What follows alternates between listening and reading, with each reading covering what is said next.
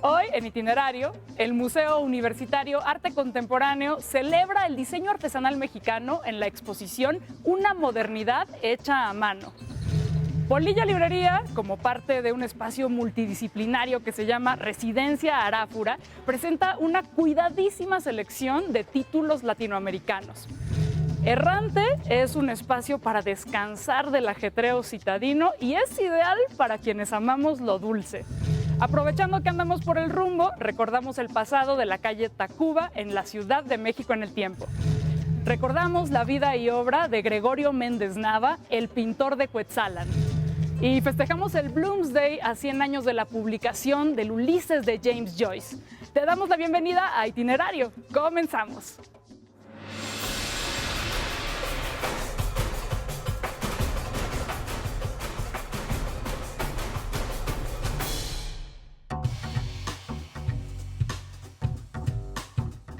Sobre la calzada México-Tacuba, que aparte de histórica, hay que reconocer que es bastante caótica y ruidosa, hay un rinconcito de tranquilidad donde se pueden probar diferentes recetas de cacao mexicano y además comprar plantitas. Hoy nos relajamos con un chocolatito y un café en Errante.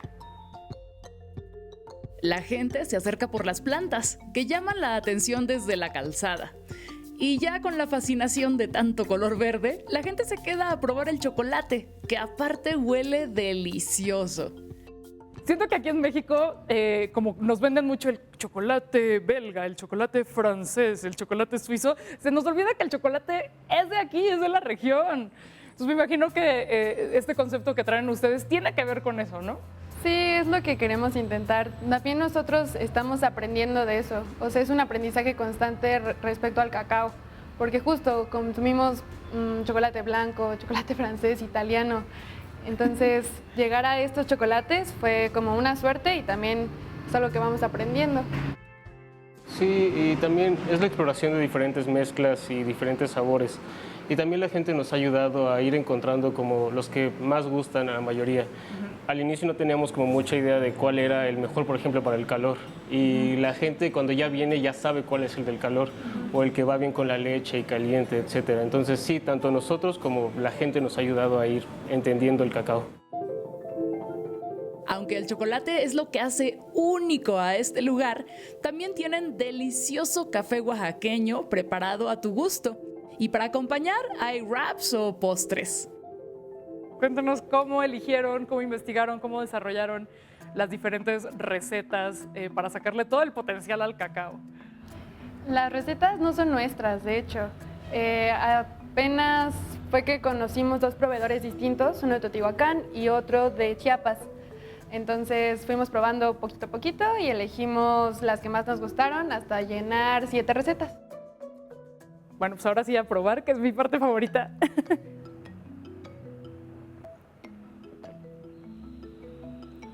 Ay, guau.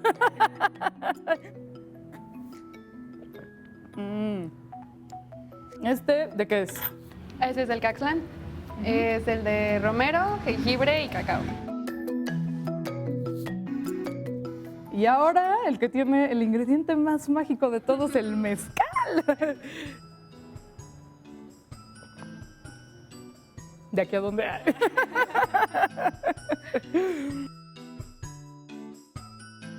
Oigan, ¿y por qué le pusieron Errante?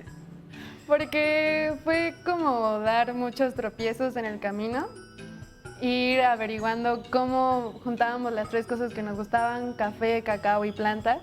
Entonces era unir diferentes rutas y hacerlo errante.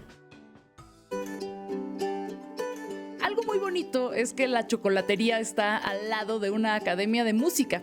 Entonces se escucha a las alumnas y a los alumnos ensayar sus piezas. Algo que tiene mucho que ver con el nombre de este lugar, Errante. Eso de practicar, probar e ir poco a poco encontrando tu camino mientras saboreas un riquísimo chocolate.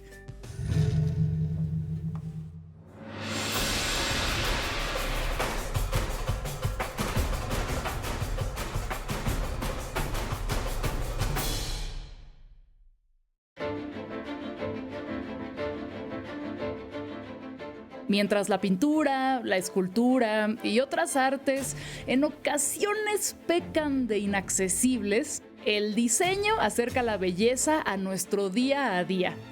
Particularmente en México, el diseño se enriquece con las tradiciones y la cultura popular.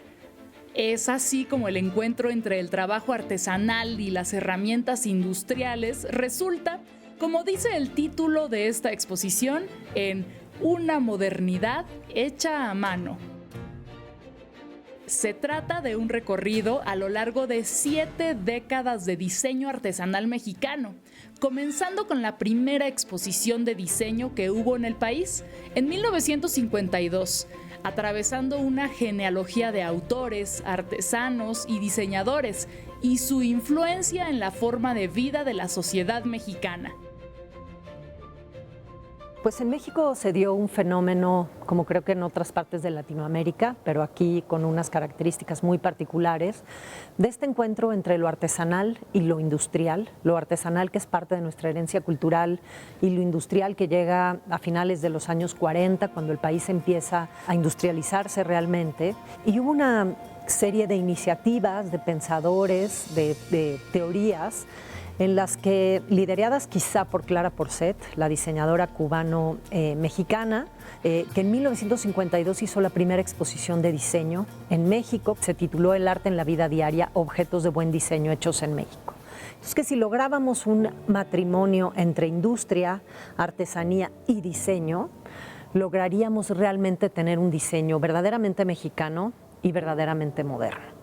Y como en México, incluso hoy en día, hay un legado y hay un quehacer asociado al diseño artesanal. Diseñadores que siguen trabajando la parte manual, la parte artesanal, ya sea colaborando con artesanos, realizando las piezas manuales ellos mismos o asociándose al legado artesanal, iconográfico y realizándolo ya sea con materiales tradicionales o con materiales nuevos, pero asociándolo a las referencias mexicanas o a la iconografía nacionalista. Objetos de uso común son ejemplo de la producción mixta que vino junto con el desarrollo económico a mediados del siglo XX.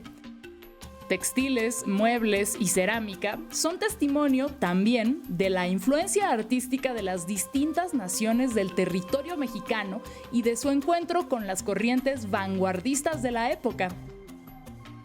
La idea de la exposición es hacer una suerte de camino historiográfico, ¿no? De genealogía, de cuál ha sido este camino del diseño artesanal. Siempre pensamos en diseño como sinónimo de industrial y no necesariamente cuando hablamos diseño quiere decir dar sentido. Literalmente la palabra diseño quiere decir dar sentido. Diseñar no necesariamente está asociado a lo industrial y eso es algo que también queríamos hacer notar aquí, que hay una historia en México asociada al diseño y a lo artesanal. Y eso que podría parecer opuesto, en México se alimenta, a veces se opone, pero la mayor parte de las veces se comunica, se restablece y se configura en cosas nuevas. Con más de 600 piezas, esta exposición es de las más grandes colecciones públicas de diseño artesanal que existen en el país. Visita una modernidad hecha a mano hasta el 13 de noviembre en el Museo Universitario Arte Contemporáneo.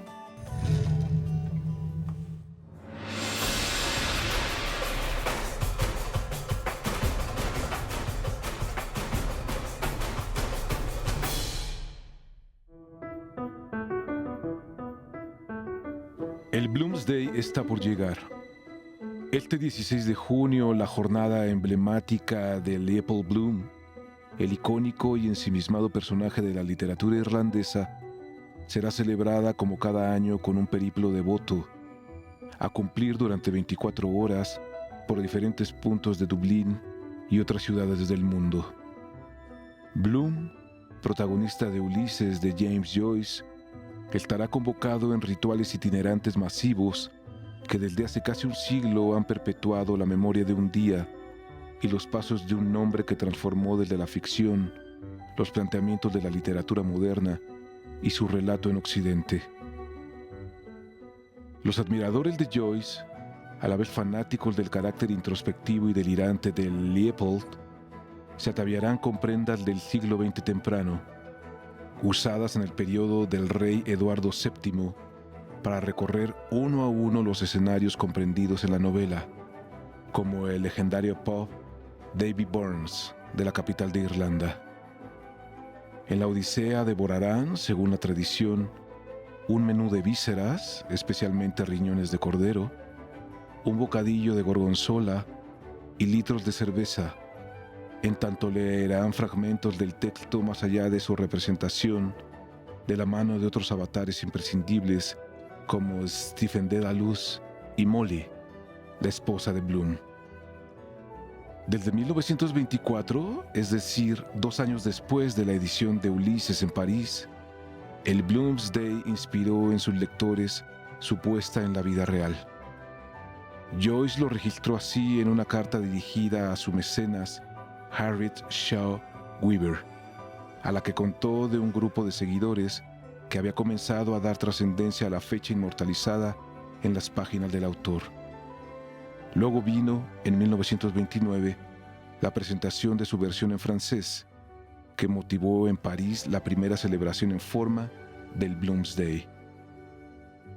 Sin embargo, fue hasta 1954 que el primer Bloomsday se llevó a cabo en Dublín, por iniciativa del artista John Ryan y los escritores Patrick Kavanagh y Flann O'Brien. El Bloomsday es hoy un festival sin igual en el planeta. Es una fiesta surgida del imaginario vertido en una obra maestra de la literatura anglosajona y que llega a este 2022 con un espíritu renovado que promete ser histórico, puesto que su celebración ha coincidido con el centenario del lanzamiento de Ulises. Todo parece indicar que junio entero será un acontecimiento cultural en Irlanda y en el mundo, con un Bloomsday que será único.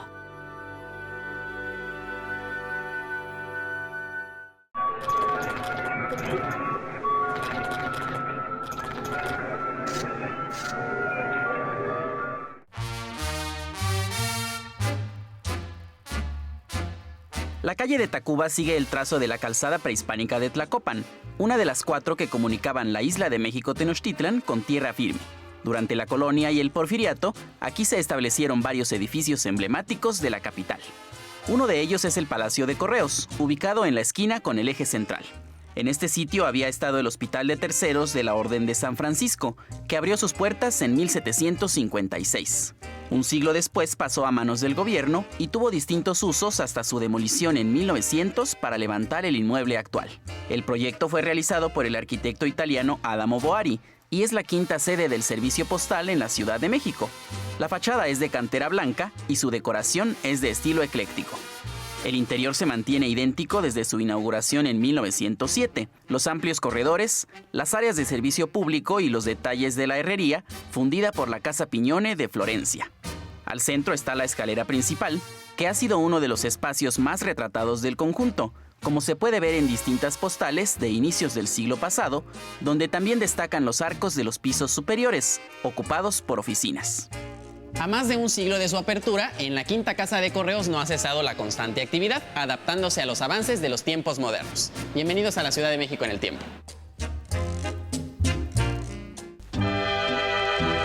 En la acera opuesta está la casa que habitó el escritor y político Ignacio Manuel Altamirano en el siglo XIX. Más tarde se convirtió en la cantina Salón Correos y en tiempos más recientes fue adaptada como sucursal de Sanborns. Por el rumbo han pasado los grandes cambios de la época moderna, como la construcción de la línea 2 del metro a finales de los 60. Esta era la calle de Tacuba en 1911, cuando un grupo de simpatizantes acudían a recibir a Francisco I. Madero. En el cruce con Bolívar sobrevive el templo que perteneció al convento de Santa Clara y ahora es la biblioteca del Congreso de la Unión. El resto del conjunto fue demolido en el tiempo de la Reforma. Una toma de los años 30 es la ventana a la vida cotidiana en la esquina con Motolinía, donde hoy se ubica el Metro Allende. Llegando a la calle de Manrique, hoy llamada República de Chile, la presencia de la Policía de Tránsito sigue siendo una constante hasta nuestros días.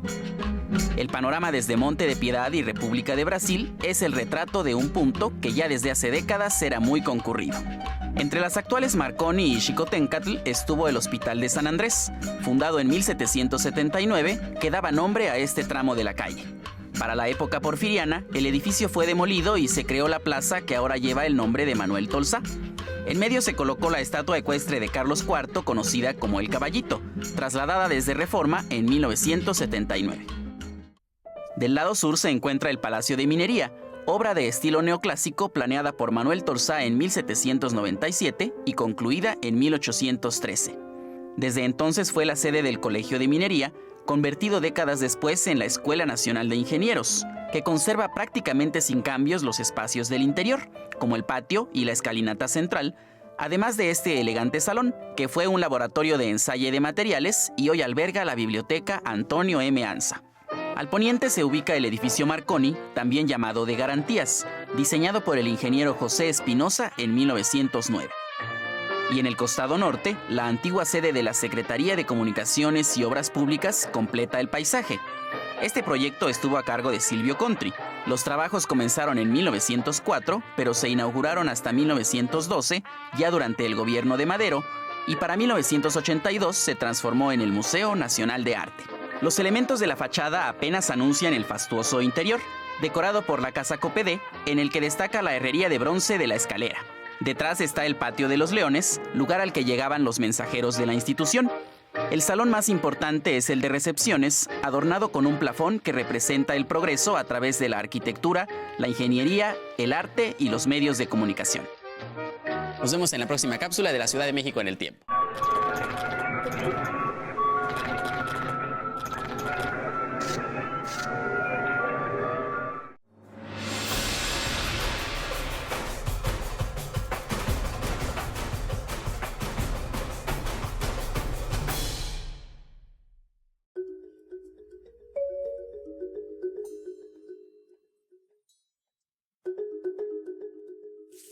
Soy Gregorio Méndez Nava, originario de San Andrés Chicuilán, que es un pueblito que está aquí a 4 kilómetros.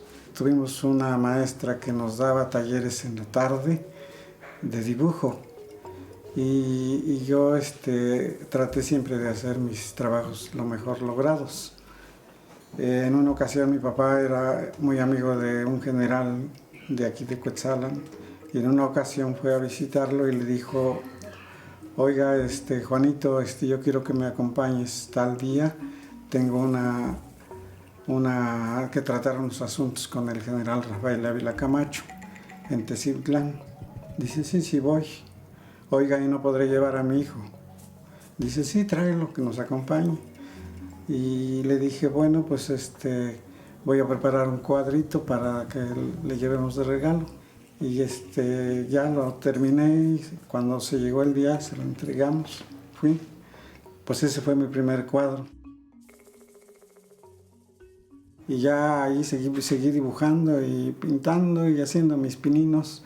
Entonces las autoridades me invitaron, pues se supo entre las gentes que yo estaba pintando, y me invitó el comité para poner mi primera exposición en 1971.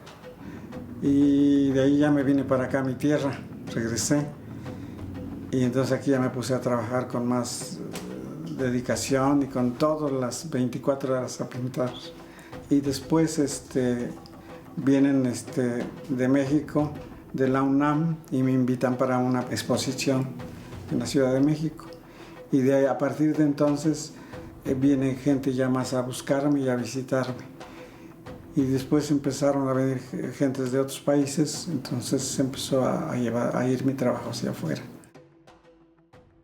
Tanto que también en ese tiempo, aquí enfrente, no había construcción, no estaba el hospital, era un potrero, había árboles. Entonces yo me subía a la parte de arriba de la casa en las tardes y observaba, disfrutaba de las tardes al oscuro, con un enjambre de luciérnagas en todo este ambiente.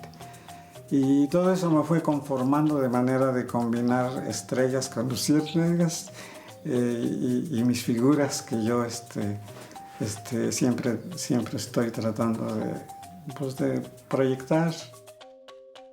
Bueno, esta región forma parte del corredor biológico del jaguar. Pues yo los he pintado porque es que yo considero que los jaguares han sido divinizados por todas las culturas de todos los tiempos. Pues los he considerado como dioses de la noche. Anteriormente era de uso diario y cotidiano el maxtlahuatl, que es el tocado que llevan en la cabeza. Todas las mujeres lo usaban en ese tiempo, cuando yo era niño. Pues son elementos que nuestra gente siempre usó y respeta, sobre todo a la serpiente, que también es el Quetzalcóatl, como el dios de la bonanza, el dios del bien. Y ya el jaguar pues es el dios del mal, porque es el Tezcatlipoca. Esa es la combinación que yo hago también en algunas veces.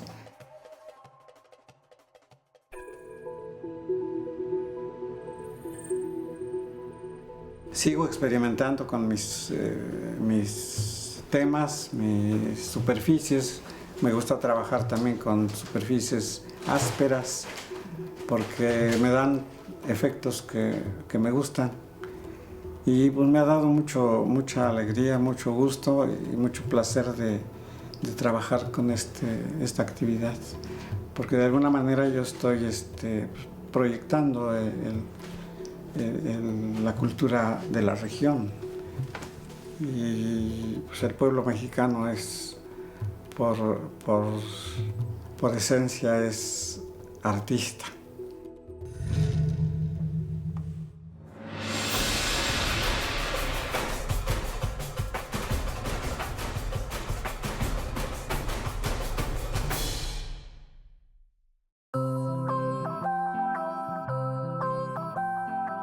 Siguiendo el rastro de una librería independiente, nos encontramos con un proyecto mucho más grande, con una casa que también es residencia de artistas, biblioteca de arte contemporáneo, café y punto de encuentro para vecinas y vecinos.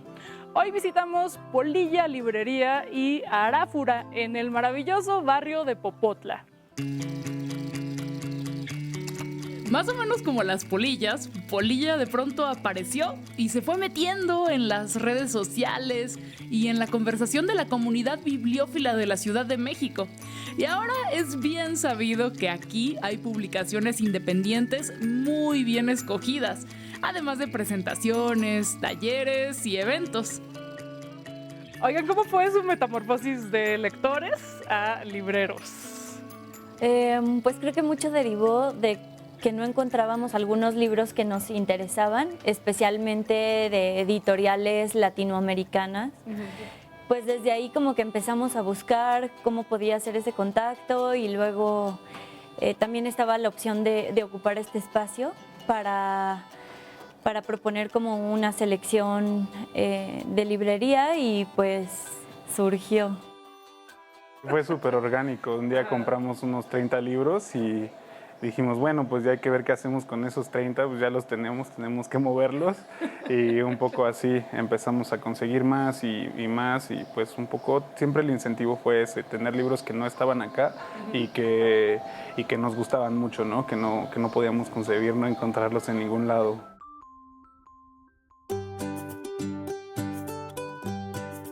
Pero esta polilla no está solita. Es parte de una comunidad más grande, de un conjunto de proyectos que viven bajo el mismo techo de Aráfura, la hermosa casona que es el sueño hecho realidad de esta gestora cultural.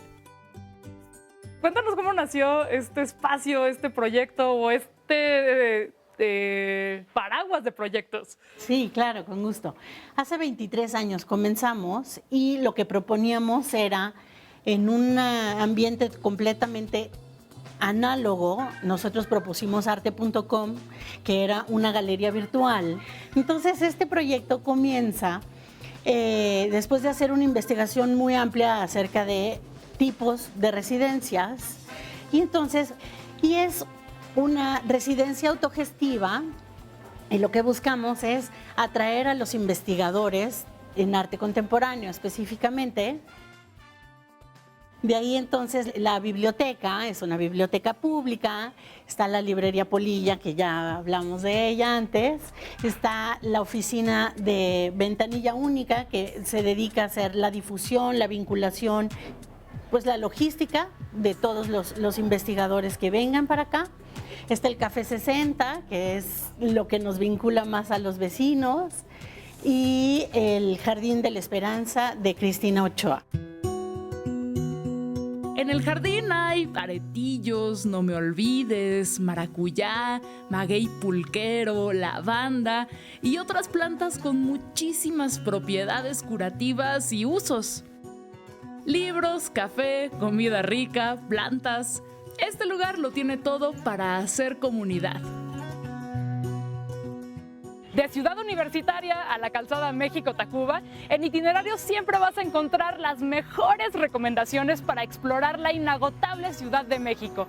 Nos vemos la próxima semana.